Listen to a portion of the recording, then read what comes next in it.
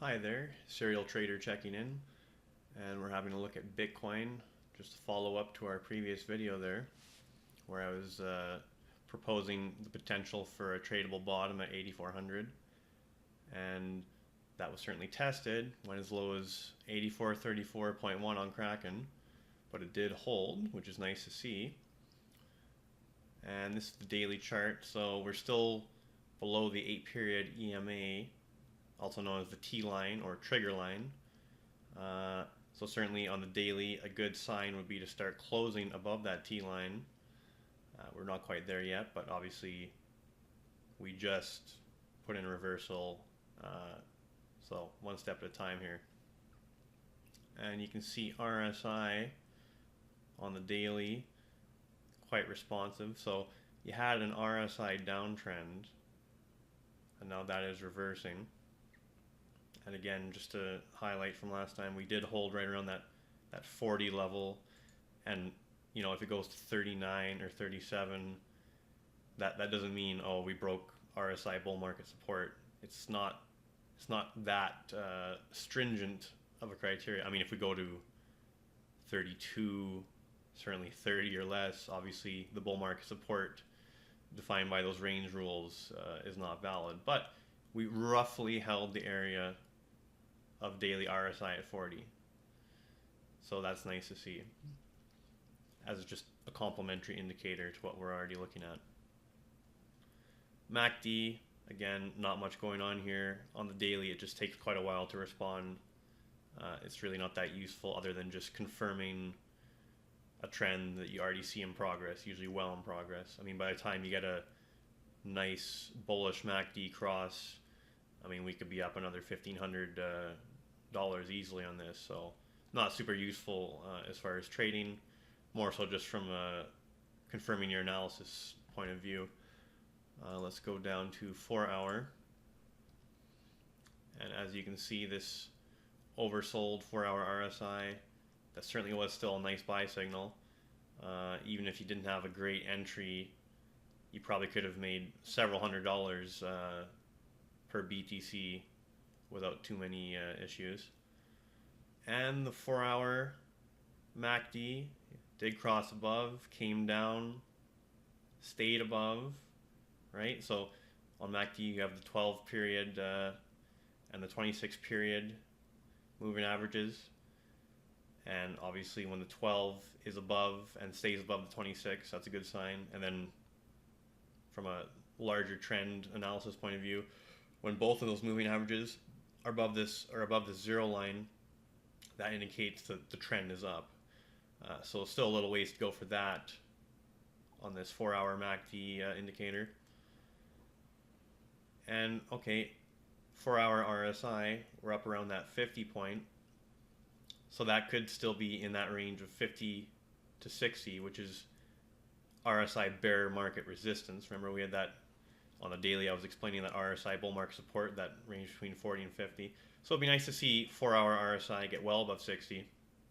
And that will start giving you a little bit more confidence that this is more than just a bounce that will lead to further decline. It's going to have a more sustained up move. Too early to tell, but so far promising. Oh, also, this blue moving average you see here, that's the 8-period EMA, the T line or trigger line.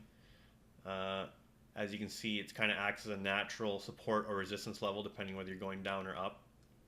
So in this recent downdraft, it acted as resistance. And you can see many times you can pull back to right around that T line and fail at it multiple times. But then when you actually get back above it and the trend changes, it starts acting as support on the way up. And if you scroll over here as an example, I mean, you saw many examples of that T line roughly acting as support during an uptrend. So it's a nice visual tool, certainly complementary to other things that I use. If we drop it down to the hourly, let's have a look here. From an Elliott perspective, and this is really short-term stuff, which I don't think is as important. Elliott waves to me are just better at larger trend analysis and categorizing price action, but they do still have utility on shorter time frames. but I certainly wouldn't rely on them overly as a short-term trader, for instance. But from a Elliott wave point of view, maybe you had some sort of leading diagonal, wave 1, sharp wave 2, failed to make a new low. So as long as wave 2 does not more than fully retrace wave 1, now it went really deep, almost fully retraced it, but didn't.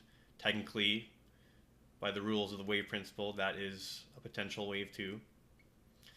And now we may be coming up in a smaller degree wave 3, and it certainly looks promising. You notice the slope of wave 1 is shallow, sharp wave 2, and now we have a sharp, impulsive looking potential wave 3 underway of small degree. And if you look at the hourly, look at this T line acting as support, so that's nice to see. And I'll just wrap this up quickly, but switch to this chart, bar chart. I'm going to try the black background. Let me know what you guys think. Do you like the black background? Do you like the white background?